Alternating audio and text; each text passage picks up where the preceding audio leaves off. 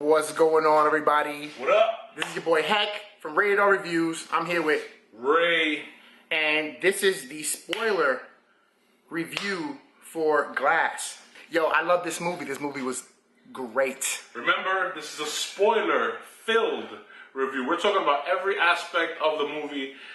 From the beginning, I loved it. The way, they showed Bruce Willis, David Dunn.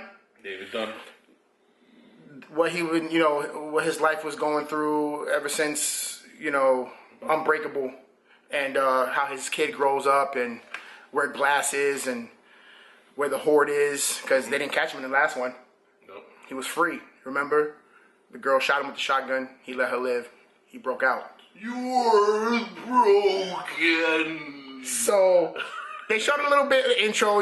They showed what everybody's doing, and then David Dunn bumps into the Horde.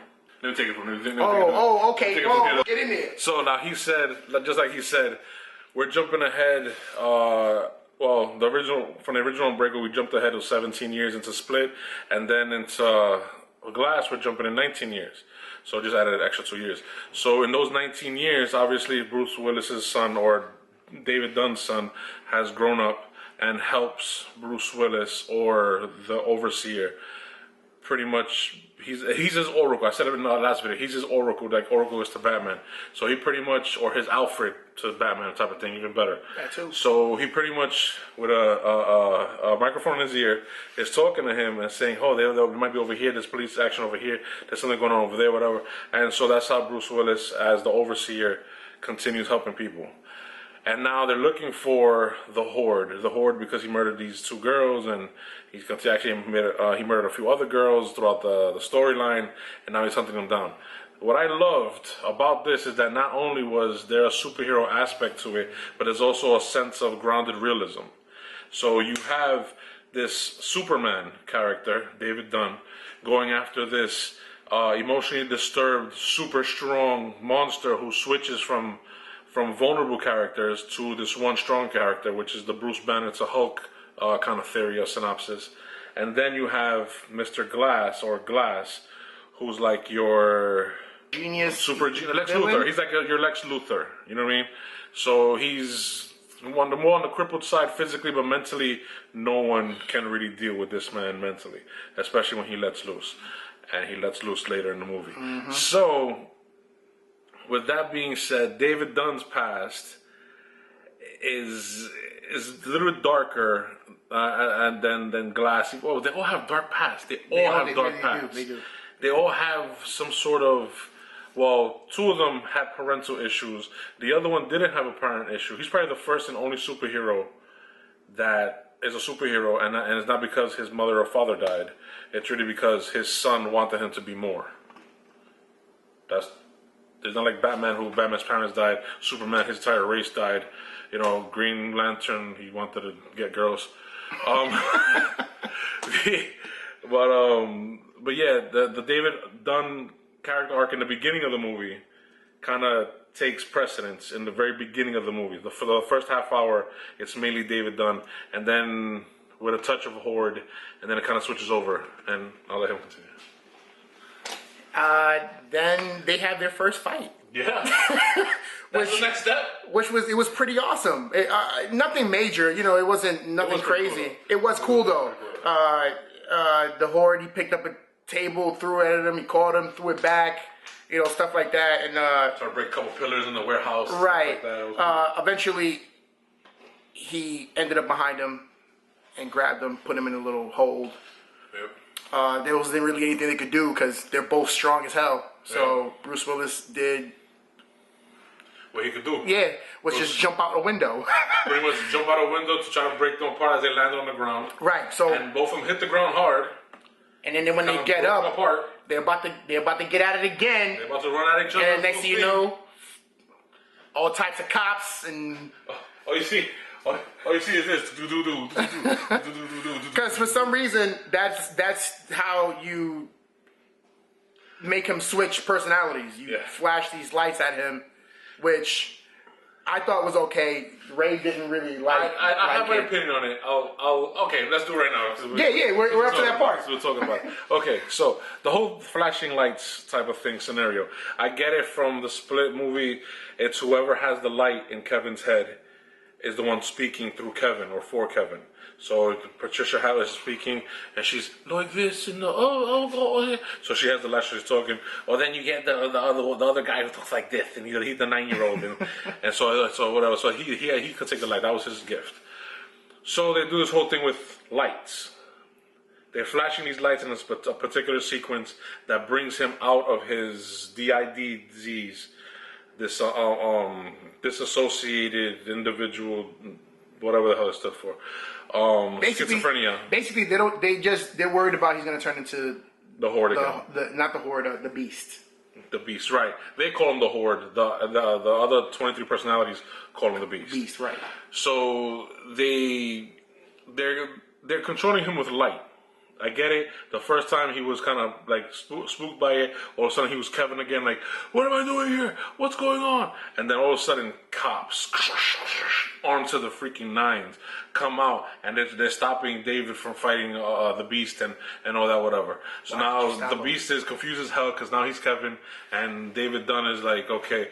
So the psychiatrist is yelling at him saying, "Stop! We know you can hurt everyone. We know you can get away.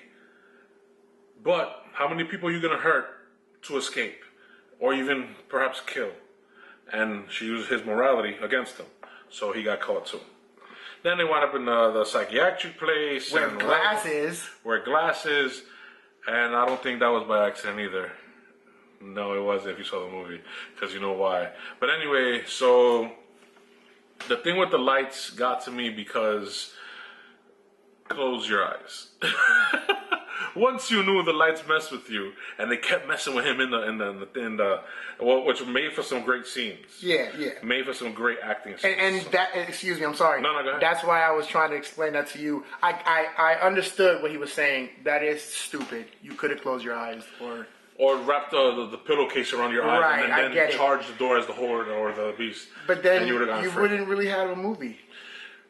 Or you could have had a more interesting movie, depending on what would have happened after that. Maybe. Because maybe that's why somebody kept escaping from his room because no one else did. Oh! Spoiler alert. But the whole thing is spoiler alerts, okay? Guys, go see this freaking movie. Yeah. We're going to keep talking the spoilers, but just go see this freaking movie. Yeah.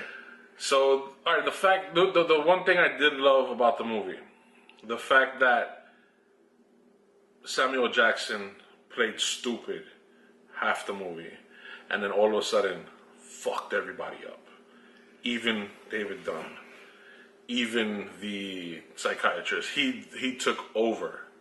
And it was so funny. He played stupid, he played this, he played that, he played them. Yeah. And then he became the, anti-hero type of thing.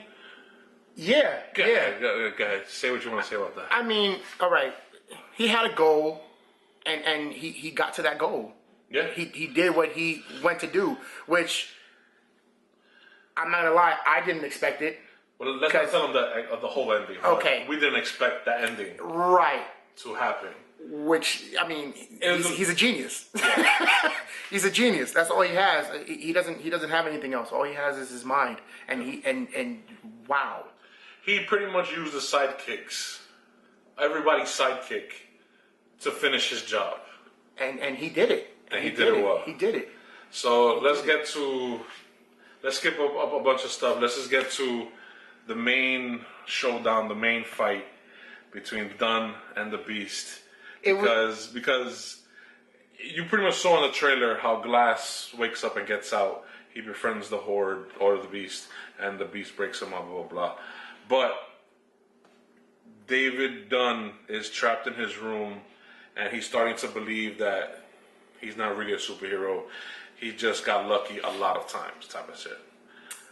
And then all of a sudden, Mr. Glass comes knocking at the door, and he leaves a message for David saying, "Do you really think, after all this time, that you're just getting lucky, that you don't have these powers? You haven't even used your full potential yet." He goes, "David, I shut off the so-and-so that holds you in the room. Which, I don't want to. We're not going to go in there? No, I don't want to go into that. Okay, you don't want to go in there. I don't want to go that spoiler heavy. But he's held in a room by a certain way. Mr. Glass shuts it off. And he says the only thing standing between you and saving these people's lives is a metal door. But bones break against metal, don't they, David? So if you're not the hero that I know you are, then you can't break that metal door down because bones break against metal, type of thing. And what happened? Bruce Willis got pissed. He goes, okay. He kept banging that fucking door. Bang, bang, bang. All this shit happened everywhere else. They come back, whatever. The horde is breaking out. Bang, bang, bang. All this shit's going on. Mr. Glass is being wheeled on the fucking hallway by the beast and whatever. The beast is fucking people up. And then, bang! You see the freaking metal door fly. It took him about couple of hits. 9 hits, which, I mean, don't get it twisted. It's not no Superman. It's a reinforced steel door. He broke it. And then you have to think about his age. He's in his what, 60s? In his 60s, and he destroyed a reinforced metal door in a psychiatric ward. I would have hit that door 100 times, and nothing would have happened. Nothing but blood and skin would have broken, bones would have broke. My man had nothing on him but maybe he was a little sore. An ambulance rolling me out. And he broke down. Then he got his hoodie and his rain jacket slicker back on, and all of a sudden it was on. There was a badass fight between them. Oh, he has a great scene that he wants to talk about involving the van and the different points of view. That was awesome. You should Okay, get into that. so in the actual movie, when they were showing them fight, which at first it was kind of weird to me because they were so they were fighting next to a van, well, up against the van. It was Dunn taking the horde, and he was kind of like he had him and just trying to throw him around like right, a dodge, like basically. They were showing you from the inside of the van out. Yeah, so the perspective was from the inside of the van to them fighting right next to the van, tipping the van, cracking the glass of the van. Well, the thing about it was when you watch it, it doesn't look like it looks violent. It looks violent, but it doesn't look like much because you're inside the van. Right. But then after they show the camera, because there's cameras outside the facility. The facility they had like hundreds of cameras pointed every which way to make sure these three didn't leave the area. Right. So when they actually showed him from the different view, like when he was grabbing him and throwing him against the van, the van was actually moving, like it was moving back. Now this is a van. I'm talking about like an Ecoline. What is it called? Ecoline van? It's like a big, like with the buckets, captain seats, and all that bullshit, and the bed in the back. The van could hold like 8 to 10 people. Yeah, it's a big ass van.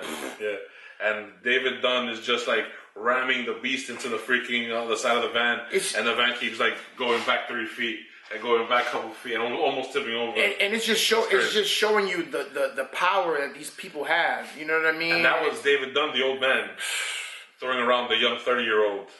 Horde, beast, whatever the hell you want to call it, into the freaking. They all had 2 names. And even the horde, like the horde, when there was a part where there was the horde. Was it the horde? The horde. The horde. Duh. The horde. I think I spit. The horde. There was this part where like there was these like I think he was hitting the car first. He was like running up against and kind of hitting the car, right, and there was cops that were like, "What the hell's going on?" And then he went and he picked up the car. And he just picked it up and tossed it on his side. And his traps. There's one thing that was crazy. They mentioned this in a couple of interviews for Jason McAvoy, that his traps, his shoulders, right, the muscles here, everybody thought, oh, those are computer generated because you're a small guy. And he goes, no, I worked out for 5 months, ate a bunch of fucking food, and worked out like crazy to get those traps. They're gone now. And then he rips his shirt off, and then you can see the traps. His traps are like huge, almost like the Rock's traps on a little body, and it was just like. And they had like heartbeats. It was he said the only thing computer generated were the veins, or the veins that just like pumping whenever he got mad. That was pretty awesome. So, all right, so we gave our review in the non-spoiler, or we gave our rating in the non-spoiler review from before. So I gave it a 9. He gave it a 9. It's a good movie. Definitely go watch it. There were a couple of things. I mean, there were a lot of things we loved. I would say I loved 95% of the movie, but I still gave it a 9. And that 5% was what kind of bothered me. So I'm going to let Hector discuss one or two things, and then I'm going to go about the thing that really fucking pissed me off. Okay, go. They all died. Everybody died. This is a spoiler, right? Listen. This is a spoiler. Everybody died. The heroes. Well, everybody important died. The three main characters, which in a superhero movie, is this a superhero movie? Something like that? Mystery, thriller, superhero genre-ish. Yeah, I guess. That's not normal for a superhero. Usually in a superhero movie, the bad guy loses, the good guy wins. Right. This one had like a little twist, but then it had a twist inside the twist. And I'm gonna tell him? Okay. Yeah, it's a spoiler review. It's a spoiler review. Okay, so eventually you find out who this lady was. You thought she was like a psychiatrist? Yeah, she's not a psychologist. She's not really a psychiatrist. She's from an organization that keeps superheroes from revealing themselves to the world. She keeps... they keep order. Yeah. So they send her, and they give her 3 days to convince these 3 people who are actually heroes that they're not. Well, superpowered beings. Superpowered beings. And they're not all heroes. Yeah. And... She fails. She fails, yeah. She thought she did what she had to do, but it was glass that got the last laugh. Pretty much, yeah. And at the end, they were revealed, and people saw who they are. Yeah. And she failed, so doesn't really tell what happens to her after that. Nah, maybe in another movie or a series or something. Maybe, but they opened it up for a series actually. The way David Dunn died was actually kind of whack. They drowned him in a puddle of water. Pretty much, yeah. Let me take over that. Yeah, go ahead, because he's angry. This is the part that. Yo, digging the ass. That shit. Okay, so first of all, Mr. Glass died. He was killed by a single punch by the Horde when he was at the Horde or the Beast level, at his strongest level, and right in the chest, dead in the sternum. Cracked it, and he died eventually. He died a couple minutes later after talking to his mom because his mom was there. It was a pretty fucked up situation, actually. But anyway, so eventually Mr. Glass died because of bruises that were attained at the scene. And the Horde, or the Beast, or James McAvoy's character, Kevin Wendell Crumb, actually transformed back into Kevin from the Horde because of Anna Taylor-Joy's, is that her name? Anna? Whatever, the main girl, his love interest, kind of brought the old Kevin out, the original Kevin, who was like the normal one, and the Beast or the Horde went back into seclusion, which is just like the Hulk turning back into Bruce Banner. Bruce Banner is more vulnerable, but if you try to kill the Hulk, he'll turn back. Yeah, if you try to kill Bruce Banner, he'll turn back into the Hulk. In this case, something like that didn't happen. He was actually sniped from a long distance away with a rifle, dead into the stomach. And while he was dying, he had a great performance, a great death scene, because he kept coming in and out of all the personalities, saying goodbye to her, or saying, I don't want to die, or no quiero morir, or some shit. He did have a Spanish. He had a Spanish personality. And he spoke Spanish very well. And he spoke it better than we did. He knew the shit. So he's a great actor, that dude. Yeah, David Dunn's part, he said it. It wasn't that he just died. I'm fine with the fact if the hero dies at the end, as long as his purpose was sound. You know what I mean? And in this movie, for all 3 of them to have died, the Beast died because he needed to die. He needed to be stopped. Kevin wanted to die because he couldn't control the other 23 personalities. So I'm okay with that. Even though he didn't really want to die, but he said he felt that he had to because of that one Horde character. Glass didn't want to die because he wanted to, or not die before he proved that he wasn't a mistake. Because that's the whole point of the first movie, Unbreakable. He was doing all these horrible things to try to find someone who was on the opposite side of the spectrum as him. Because if he was so weak and he was so vulnerable, then there has to be someone else on the other side that is invulnerable, that is powerful, that is all everything, which is the David Dunn character. So when David Dunn was done, I was fucking furious. Not because he died, but because of how he went out. He's the only character that went out knowing everything that was going on, but couldn't do shit about it. Only Mr. Glass did something about it. And he did that shit after death. That was badass. But Dunn's character, which is pretty much my favorite one out of the three, some big strong guy with a tattoo of a clover on his wrist jams his head into a mud puddle and starts drowning him. And then he kind of lifts him up so that he could talk to the psychologist, psychiatrist, whatever she is. And she goes, David, grab my hand if you want to know the truth. And da-da-da-da. I'm thinking she's trying to save him. But I forgot that whenever he touches someone, whenever he actually physically touches someone, he sees the bad in them or the good in them. He saw that she was part of the secret organization, the Court of Clovers or whatever the hell it's called. And they actually try to keep super people down. So they're pretty much trying to keep order.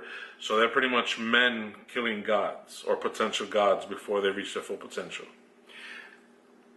This, one thing I like, is the lady that, she was a psychiatrist, not really the psychiatrist. She wanted to go, because the organization is just like, terminate them. Right, the organization wants to terminate them. They give them a chance. Right. With she her. wanted to switch things up and give them a chance. That's why she had 3 days to convince them that they weren't. So she was trying to save them. Right.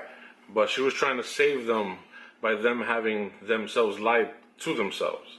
So that's like saying, I mean, how would you feel about it? Like, let's say if let's say you're gay, and yet you live in a society where gay is not accepted at all. I mean, this society kind of sucks when it comes to that, but it's getting better, I believe. But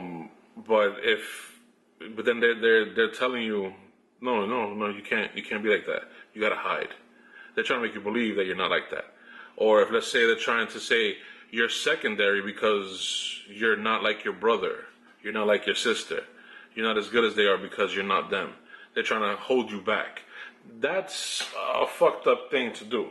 So you're trying to hold back someone because they have special abilities that can help the world, but you want to hold them back because you're afraid that one of them might become too powerful, which is, I guess, a relative fear, but let David Dunn be. He was good. He was humble doing his shit. He was. But if you really think about it, how he died sucked. It did suck.